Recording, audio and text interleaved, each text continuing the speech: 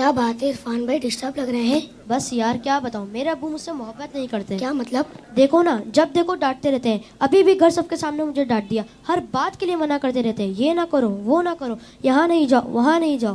اتفاق سے میرے ابو بھی ایسے ہی ہیں. مجھے تو ایسا لگتا ہے دنیا کے سارے ابو ایک جیسے ہوتے ہیں. صحیح کہہ رہے ہیں آپ. نہ کہیں گھومنے لے کر جاتے ہیں اور نہ ہی کوئی میری فرمائش پوری کرتے ہیں. صرف سنڈے کے سنڈے دیکھنے کو ملتے ہیں، ورنہ صبح جاتے ہیں اور رات کو ہمارے سونے کے بعد آتے ہیں. دوسرے بچوں کے پاپا انہیں مہنگے مہنگے کھلونے اور چیزیں دلاتے ہیں. میرے ابو تو بس مجھے امید ہی دیتے رہتے ہیں. جی ہاں، آپ نے بالکل صحیح کہا. دنیا کے سارے ابو ایک جیسے ہی ہوتے ہیں. وہ خود سے زیادہ اپنے بچوں اور فیملی کا خیال رکھتے ہیں. کیا آپ نے کبھی یہ سوچا کہ کیا ان کا دل نہیں کرتا ہوگا کہ وہ بھی گھر میں رہیں، سکون سے بیٹھ کر آرام کریں؟ پتہ نہیں، شاید چاہتا تو ہوگا. اور جہاں تک بات ہے آپ کی فرمائشوں کی، تو ان کی سیلری ہی اتنی کم ہوتی ہوگی کہ وہ چاہ کر بھی آپ کی فرمائشیں پوری نہ کر پاتے ہوں. ہو سکتا ہے ہماری ضرورتیں پوری کرنے کے بعد ان کے پاس اتنے پیسے ہی نہ بچتے ہوں کہ وہ ہماری فرمائشوں کو بھی پورا کریں. میں نے اس طرح سے کبھی سوچا ہی نہیں. اور جہاں تک آنکھیں دکھانے کی بات ہے تو یہ بھی ان کی مجبوری ہے کہ ان کی ڈیوٹی ہے کہ وہ ہمیں ہمیشہ بری باتوں سے روکیں اور اچھی باتوں کی ترغیب دیں. اچھا فیضان بھائی، یہ بتائیں آپ کی ضرورتوں میں کوئی کمی آئی ہو؟ نہیں تو بالکل بھی نہیں. کبھی ایسا ہوا کہ آپ بیمار ہوئے ہوں اور آپ کے ابو کو آپ کی فکر نہیں ہوئی؟ ہماری بیماری میں سب سے زیادہ پریشان ہونے والے ہمارے ماں باپ ہیں. آپ کے ابو چھوڑ کر کہیں گھومنے چلے گئے ہوں؟ نہیں تو کبھی نہیں.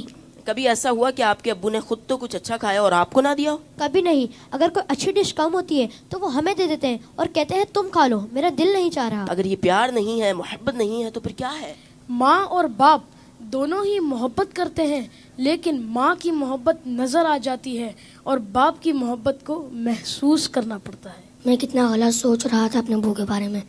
لو یو ابو. Love you very much. باپ ہی ہوتا ہے. باپ ایک سایہ دار درخت ہوتا ہے. آج ان بچوں کی باتوں نے مجھے اپنے والد بھی یاد دلا دی ہے.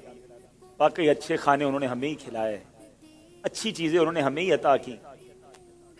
اور وہ بچے جن کے والدین ان کی فرمائشیں پوری نہیں کرتے نا، انہیں یہ سوچنا چاہیے. صرف میں بچوں سے بات نہیں کروں گا، گھر کے اور بھی افراد ہیں، زوجہ بھی ہے، بیٹی بھی ہے. وہ کہتی ہے ابو آپ ہمارے لیے کچھ لاتے نہیں ہیں. بیوی کہتی شوہر سے آپ کچھ لاتے نہیں. اس بیچارے سے تو پوچھو اس کی مجبوری کیا ہے. صبح سے گھر سے نکلتا ہے، چاہے سردی ہو چاہے گرمی ہو. کوئی موٹر سائیکل پر جاتا ہے، کوئی بس پہ بیٹھ کے جاتا ہے، کوئی دو بسیں بدل کے جاتا ہے، بارش میں بھی جاتا ہے. کیوں جاتا ہے؟ کہ چھٹی کروں گا تو تنخواہ کم ہو جائے گی. تنخواہ کم ہو جائے گی تو بچوں کو کیسے پورا کروں گا؟ اسکول کی فیس بھی دینی ہے، بچوں کے لیے کپڑے بھی لانے ہیں، کھانا بھی وقت پر لانا ہے. ہر چیز ہمیں تیار ملتی ہے. اس کی سورس کون ہے؟ وہ سورس ہمارے والد ہیں. اور بہت پیاری بات اس بچے نے کہی کہ ماں کا پیار تو نظر آتا ہے، والد کا پیار محسوس کرنا پڑتا ہے. پوچھو ان سے جن کا باپ چلا گیا. والد ایک سایہ دار درخت ہے. کبھی درخت کو دیکھا آپ نے؟ اس کے اوپر کے پتے گرم ہوتے ہیں، وہ ساری دھوپ اپنے اوپر سہ لیتا ہے اور اس کے نیچے اپنے بچوں کو چھاؤں دیتا ہے. مگر لوگ بعض اوقات اپنے والد کی قدر نہیں کرتے، اپنے والد سے الجھتے ہیں، اپنے والد کو برا بھلا کہتے ہیں. یاد رکھیے میرے آقا فرماتے ہیں، اس کا مضمون یہ ہے کہ والد کی رضا میں اللہ کی رضا ہے اور والد کی ناراضی میں اللہ کی ناراضی ہے. کبھی اپنے باپ کو ناراض مت کرنا. اگر وہ بوڑھے ہو گئے ہیں تو اب تمہاری باری آئی ہے، ان کی خدمت کرو. انہیں یہ احساس دلاؤ کہ اب میری باری ہے آپ کی خدمت کرنے کی. ہم اپنی ماں کو تو کہہ بیٹھتے کہ ماں میں تم سے بہت پیار کرتا ہوں. میں ساری دنیا کے بچوں سے پوچھتا ہوں کہ کب اپنے باپ کو کہا تھا کہ ابو آئی لو یو، والد صاحب میں آپ سے بہت پیار کرتا ہوں. آپ دنیا میں آج میں جو کچھ ہوں ابا جان میں آپ کی وجہ سے ہوں. یہاں تک پہنچایا مجھے آپ نے ہے. ارے جس نے انگلی پکڑ کر چلانا سکھایا، جس نے ہر مشکل میں کہا گھبرانا نہیں، میں تمہارے ساتھ ہوں. کہیں پھنس جاتا تھا تو ابو کے پاس آتا تھا، وہ کہتے بیٹا میں سنبھال لوں گا. اب وہ جب چلے گئے اب پتا چلتا ہے کہ کون ہے جو سنبھالے گا. بچپن اور بڑھاپا برابر ہوتا ہے.